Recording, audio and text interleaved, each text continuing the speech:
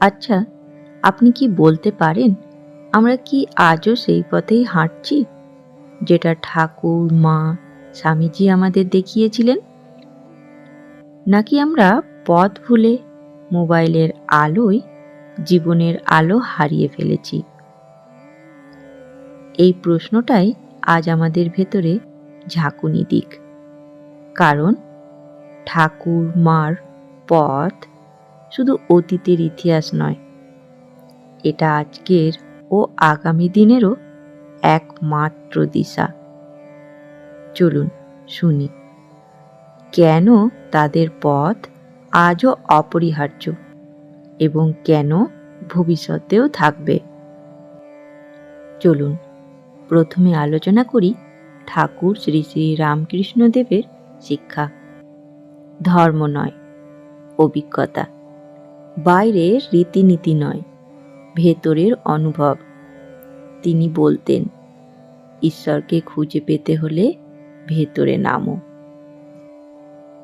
কেবল শব্দে নাম জপ নয়, আসলে নাম জপ তখনই মানে যখন মন নম্র হয়, হৃদয় খোলা হয়।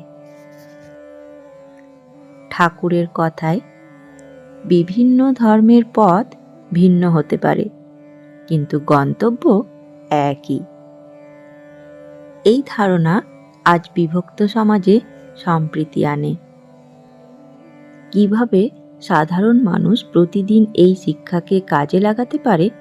ছোট্ট অনুশীলন। প্রতিদিন 5 মিনিট নিঃশ্বাস, সচেতনতা, এক নম্র প্রার্থনা। চলুন এবার আসি মা সারদা দেবীর শিক্ষা। শ্রী শ্রী মা সারদা দেবী বলতেন, মানুষের মনই পবিত্র করে রাখার আসল পথ। তিনি মাতৃত্বকে শুধু জন্মদানের সঙ্গে সীমাবদ্ধ রাখেননি। একজন আধ্যাত্মিক মা হিসেবে তিনি মানুষের ভেতরে নিষ্ঠা, ক্ষমা ও সহানুভূতির দিকটাকে গুরুত্ব দিয়েছিলেন। মা শুধু ব্যক্তি সংক্রান্ত অনুভূতি নয়, এটা এক সর্বজনীন দায়, অন্যকে নিজ সন্তানের মতো দেখা। এই মনোভাব যদি সমাজ পোষণ করে, অনেক অপ্রীতি চলে যায়। মা বলতেন, প্রথমে নিজের ত্রুটি দেখো। এই অভ্যেসটি আজ সোশ্যাল মিডিয়া যুগে অত্যন্ত প্রয়োজনীয়, কারণ আমরা খুব তাড়াতাড়ি বিচার করি। যুদ্ধ জয়ের জন্য শুধু বলই নয়, মানবিকতার শক্তিও দরকার। শ্রী শ্রী মা সারদা দেবী দেখিয়েছেন কিভাবে শান্ত অথচ অদম্য নরম শক্তি মানুষকে বদলে দেয়। এবার আসি স্বামী বিবেকানন্দের শিক্ষায়।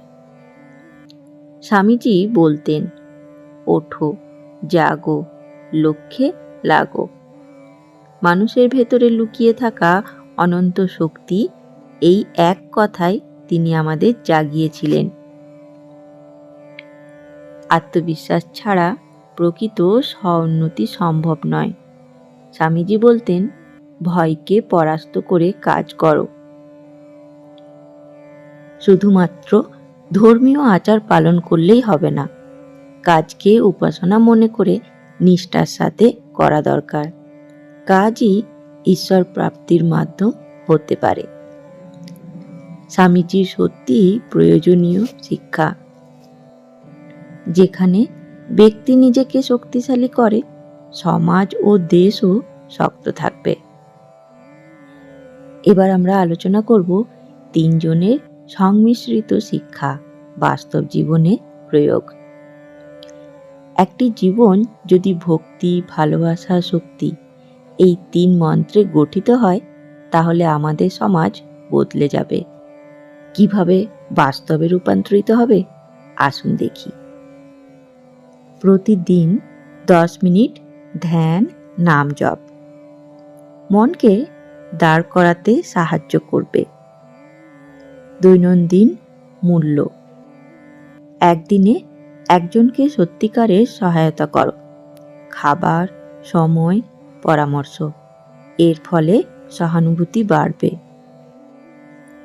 প্রতি সপ্তাহে একটি ছোট্ট লক্ষ্য সেট করো।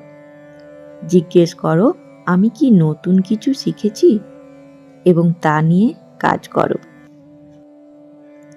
ঠাকুর, মা, স্বামীজির পথ তর্কের জন্য নয়, বাস্তব জীবনের জন্য।